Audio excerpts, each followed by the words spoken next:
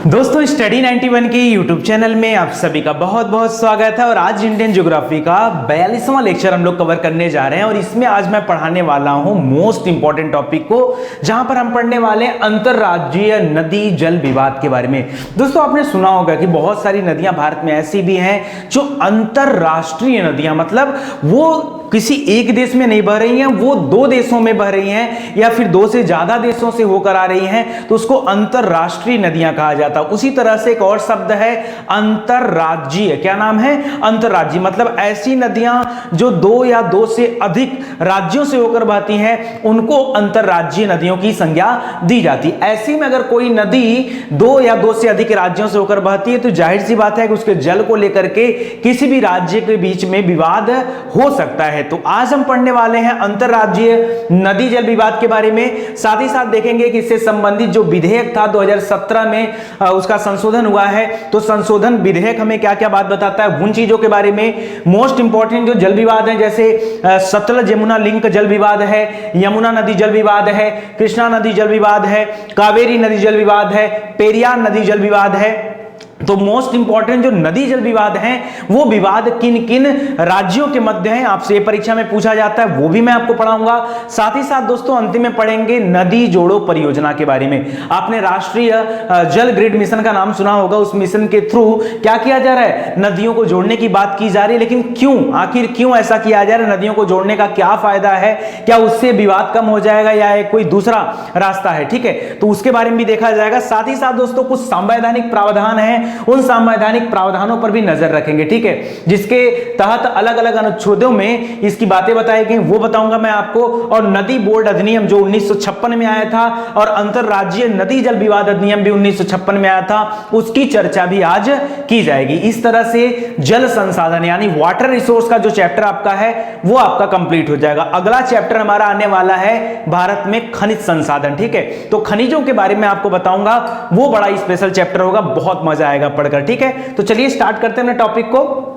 एक बात और याद रखेगा, प्ले स्टोर पर हमारा एप्लीकेशन आ चुका है, तो अगर आप चाहते हैं कि आपकी पढ़ाई एकदम सिस्टमेटिक तरीके से हो जाए तो जल्दी से जाइए और एप्लीकेशन को डाउनलोड कीजिए। कोई मजाक की बात नहीं है, आप डाउनलोड करेंगे ना, आपको समझ में आ जाएगा कि बाकी के एप्लीकेशन और हमारे एप्लीकेशन में क्या अंतर है। मैं इतना जानता हूं यार कि आपको पढ़ने के लिए बढ़िया चीजें मिल जाएं, आपको अच्छे कंटेंट मिल जाएं, आपको उसी की जरूरत है। ठीक है, तो सब कुछ आपको एप्लीकेशन पर मिल पाएगा। चलिए स्टार्ट करते हैं। सबसे पहले मैं बात बताना चाहूंगा अंतरराष्ट्रीय नदियों का। दोस्तों आप सभी जानते हैं कि अंतरराष्ट्रीय का अर्थ क्या होता है। तो अंतरराष्ट्रीय नदी मतलब क्या? ऐसी नदी जो एक देश की सीमा से बाहर हो। ठीक है, यानी जैसे मान लीजिए अगर मैं बात कर दूं सिंधु नदी की, तो आप सभी को पता है कि मानसरोवर झील के समीप से सिंधु नदी निकलती है। ये पड़ता है मानसरोवर झील जो है दोस्तों, ये तिब्बत में पड़ता है। तिब्बत पर आज चाइना का अधिकार है। तिब्बत से होते हुए नदी जम्मू कश्मीर में होते हुए भारत में एंटर करती है। ठीक है, उसके बाद फिर पाकिस्तान साइड चली जाती है। तो सोचिए एक नदी और तीन अलग अलग देशों से होकर बह रही है। तो यही मैं आपको बताना चाहता हूं, यही क्या हो जाएगा? यही अंतरराष्ट्रीय नदी हो जाएगा। आगे कह रहा है, यहां बता रहा है, इसका परिभाषा सुन लीजिए।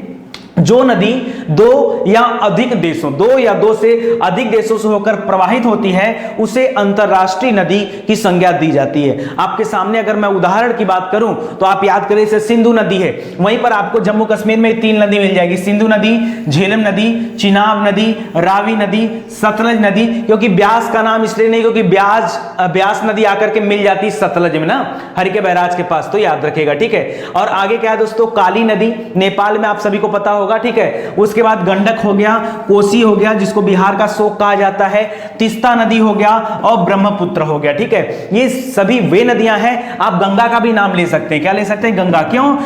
क्योंकि गंगा स्टार्टिंग में तो भारत में है, लेकिन अपने अंतिम अवस्था में कहां पहुंच जाती है? बांग्लादेश में चली जाती है। तो हो गया ना दो देश। तो याद रखिए, यानी दो या दो से अधिक देशों के बीच में अगर नदी पहुंच गई है तब उसे अंतरराष्ट्रीय नदी की संज्ञा दी जाती है। दोस्तों बात आता है कि अगर विवाद अगर विवाद राज्यों के मध्य हो सकते हैं तो विवाद देशों के मध्य भी तो हो सकते हैं। इस नदी जल को लेकर के विवाद देशों के मध्य भी हो सकते हैं, ठीक है। तो याद रखिए, बिल्कुल सही है, बहुत सारे विवाद हैं जो अलग अलग देशों के मध्य हैं। तो ध्यान दीजिएगा, कुछ विवादों के नाम खाली मैं आपको बता रहा हूं और किस नदी पर यह विवाद चल रहा है वो बता रहा हूं। और एक छोटा सा आपको पॉइंट बताता हूं कि नदियों पर विवाद होता किस बात को लेकर। चलिए पहले मैं विवाद ही बता देता हूं कि लड़ाई किस बात की होती है। मान लीजिए कोई नदी भारत में है और भारत से होकर वो नदी पाकिस्तान में जा रही है, ठीक है। अब क्या होता है कि उस नदी का जल दोनों देशों के द्वारा इस्तेमाल किया जाता है, चाहे सिंचाई परियोजनाओं के लिए, चाहे पेयजल आपूर्ति के लिए, या डिफरेंट वर्क हो सकते हैं, ठीक है। यानी भारत भी उस नदी के जल का इस्तेमाल कर रहा है, पाकिस्तान भी उस नदी के जल का इस्तेमाल कर रहा है। कुछ फंस रहा है गले में, ठीक है। तो दोनों ही देश अपने अपने जगहों पर उस नदी के जल का इस्तेमाल कर रहे हैं। होता कुछ यूं है, मान लीजिए भारत ने कोई बांध बना दिया, भारत ने क्या कर दिया, बांध बना दिया। तो भारत के बांध बनाने की वजह से नदी में जो जल होगा उस पर नियंत्रण लग जाएगा। भाई बांध बना दिया तो पानी को रोक देगा, तो धीरे धीरे पानी छोड़ेगा भारत। अब अगर पाकिस्तान को पानी नहीं मिल पाएगा तो पाकिस्तान तो बौखला उठेगा। तो इसी को लेकर के लड़ाई हो जाती है कि भाई आपने पानी क्यों रोका। अब भारत कह सकता है भाई मैंने पानी तो अपने यहां पर रोका है, आपके यहां तो मैंने कुछ किया नहीं, मुझे काम था मैंने रोक लिया, या मैंने डाइवर्ट कर लिया, मैंने नहर बनाकर पानी को दूसरी शाखा में भेज दिया जैसा मैं चाह रहा था। लेकिन क्योंकि वह नदी अगले देश में भी जाती है तो इसका जो बीच में जो विवाद पैदा हो रहा है, इस विवाद का निपटारा कैसे हो, यह बड़ी बात होती है। तो आपको जरा विवाद ध्यान देना है। देखिए हमारा पड़ोस, अब जाहिर सी बात है कि विवाद कोई दूर के देश से हो तो होगा नहीं, है कि नहीं। अब हम बैठे यहां तो हमारा विवाद इंडोनेशिया से हो, ऐसा तो कुछ संभव है नहीं। अरे यार विवाद होगा किससे, जो हमारे आसपास के देश होंगे जहां से नदियां आ रही होंगी।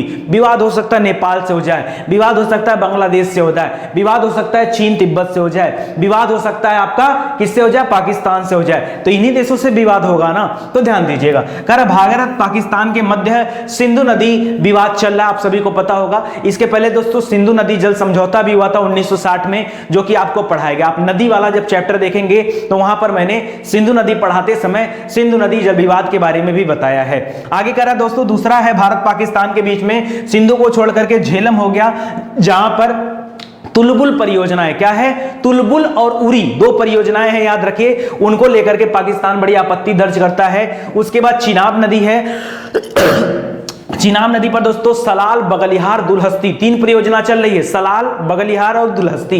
तो याद रखिए बगलिहार परियोजना को लेकर के इसको दिक्कत है। और झेलम की एक सहायक नदी है किशन गंगा नदी। तो किशन गंगा नदी पर जो भारत परियोजना बना रखा है, किशन गंगा परियोजना, उसको लेकर भी पाकिस्तान ने आपत्ति दर्ज किया है। मतलब पाकिस्तान के साथ हमारा विवाद चल रहा है। तो झेलम, रावी और झेलम हो गया, और आपका चिनाब हो गया, और आपका सिंधु नदी हो गई। ये ऊपर की जो तीन नदियां हैं प्लस किशन गंगा सहायक नदी, इन चार नदियों पर विवाद है। इसके अलावा अगर नेपाल पर फोकस करें तो महाकाली नदी है, जिसे काली नदी भी कहा जाता है, याद रखिए उसको लेकर के विवाद है। बांग्लादेश की बात करें तो गंगा नदी का जल जब जाता है, फरक्का बैराज जहां बनाया गया है, उस बैराज को लेकर ही विवाद है, क्योंकि उस बैराज से भारत नहर निकाल करके नदी को दूसरी दिशा में शिफ्ट करता है। तो ऐसे में क्या है, बांग्लादेश के साथ भी विवाद है। तो आप जानना चाहेंगे कि कितने सारे विवाद हैं जो देशों के बीच में और जो राज्यों के बीच में। चलिए बताता हूं आपको कुछ अच्छी चीजें। थोड़ी सी बात और कर लेते हैं दोस्तों, अंतरराज्यीय नदी जल विवाद क्या होता है। कह रहा किसी भी देश अथवा राज्य के लिए जल सर्वाधिक महत्वपूर्ण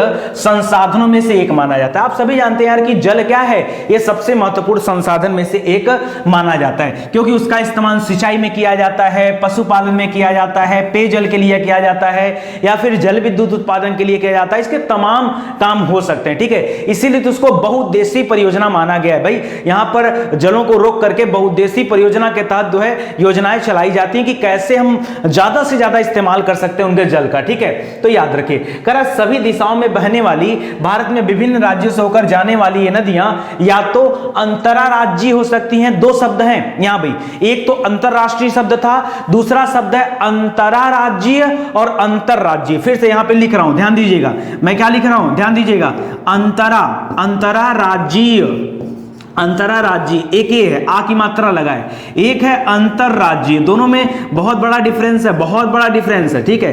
अंतरराज्यीय और अंतरराज्यीय, अंतरराज्यीय का मतलब होता है दोस्तों कि ऐसी नदियां जो सिर्फ उसी राज्य से होकर बहती हैं, उसमें कोई दूसरा राज्य नहीं आता। देखिए लिख रहा है अंतरराज्यीय, एक ही राज्य के भीतर बहने वाली नदियों को कहा जाता है, यानी बहुत सारी नदियां ऐसी हैं जो उसी राज्य में उनका उद्गम स्थल है और वहीं पर क्या हो जाती हैं, वो नदियां बह करके वहीं पे जो है समाप्त भी हो जाती हैं, फिर जाकर के सागर में मिल गई, जो किनारे वाले राज्य हैं। तो ऐसी भी नदियां हैं, उनको अंतरराज्यीय नदियों की संज्ञा दी जाती है। दूसरा है अंतरराज्यीय। अब दोस्तों देखिए, जो एक ही राज्य में बह रही नदी, उसको लेकर के यार क्या विवाद होगा, उस राज्य का निर्णय है, जैसा चाहे वैसा करे, तो उसको लेकर के कोई विवाद तो होगा नहीं। विवाद होता है अंतरराज्यीय को लेकर, क्यों? क्योंकि यहां दो या दो से अधिक राज्यों से गुजरने वाली नदियों के बीच में क्या होता है, उनके जल को लेकर के विवाद होता है। यानी कोई नदी महाराष्ट्र से निकलती है तो अगर दूसरे राज्य में प्रवेश करती है तो यह जाहिर सी बात है कि दोनों राज्यों के बीच में कभी न कभी जल को लेकर विवाद हो सकता है। तो विवाद किन किन राज्यों के मध्य है, आप ये भी जानना चाहेंगे, चलिए आपको बताता हूं दोस्तों। एक